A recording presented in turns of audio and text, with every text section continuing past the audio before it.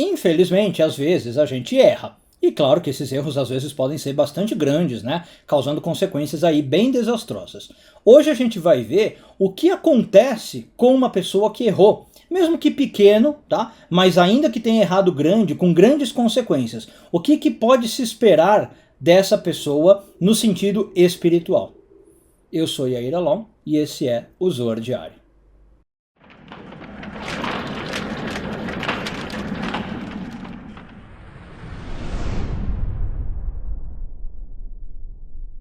Essa semana começamos a ler a porção de Mishpatim, hoje focando nos parágrafos 56 e 57 do Zohar, quinto ano de leitura. Vou dar só um pequeno preâmbulo, caso você não tenha visto os vídeos do ano passado, para você entender o que está acontecendo. A porção de Mishpatim fala muito sobre escravos e a lei da escravidão, né? E o Zohar ensina para nós que tudo isso é uma metáfora da alma na sua relação com o corpo ou com o mundo físico, tá? Esse escravo é uma metáfora da alma. Então tem uma lei que o Zohar vai analisar nesses dois parágrafos, que é o que a gente vai ver hoje. Essa lei aparece no versículo 8 do capítulo 21 de Êxodo, tá? E diz mais ou menos o seguinte, vou falar aqui livremente. Que se um homem pegasse uma escrava, podia, né, pela lei bíblica, por exemplo, numa guerra, pegasse uma prisioneira para escrava, e por algum motivo ele não gostasse dessa escrava, a linguagem que a Torá usa é mais ou menos assim, ela não fosse agradável para esse homem, fosse desagradável, ele tinha que libertá-la.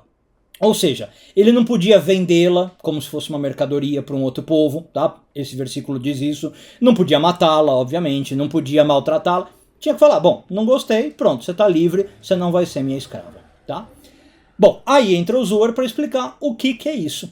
O Zohar explica que essa lei específica está falando de uma alma que por algum motivo cometeu um erro, o que a gente na Kabbalah pode chamar de pecado, e sempre que erros são cometidos, a Kabbalah mostra para nós que a gente cria máculas no mundo. Essas máculas podem ser de vários tipos, tá? Podem ser máculas, por exemplo, magoar alguém por um erro que a gente fez. Pode ser uma mácula em nós mesmos, porque a gente fez algo que desconectou a gente da espiritualidade, da luz. E pode ser uma mácula no mundo mesmo, tá? A gente deixa um defeito no cosmos, no universo. Às vezes as três coisas podem vir juntas, tá? E essa mácula, ela tem que ser reparada de algum modo. Não é o assunto de hoje, mas ela tem que ser reparada de algum modo. O Zohar explica para nós que a alma que fez esse erro e causou essa mácula é essa escrava que a Torá está falando. A escrava que não é agradável aos olhos do seu senhor. Aí até a própria tradução em português, né? Esse senhor é uma palavra ambígua. Se você for ler literalmente a Torá, dá a entender que é o senhor, o homem daquela escrava. Mas senhor é Deus, né? Então tem algumas almas que por algum motivo podem ficar pouco agradáveis aos olhos de Deus, certo? Por quê? Cometeu um erro, Deus fica chateado. Deus fala, puxa, não é o que eu mais queria dessa alma, né? O que eu mais esperava. Agora, o que acontece quando isso é feito?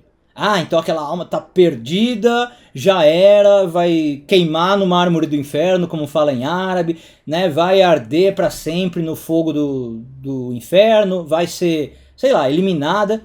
Não, nada disso. O resto do versículo mostra para nós. Essa alma não pode ser vendida para outros povos.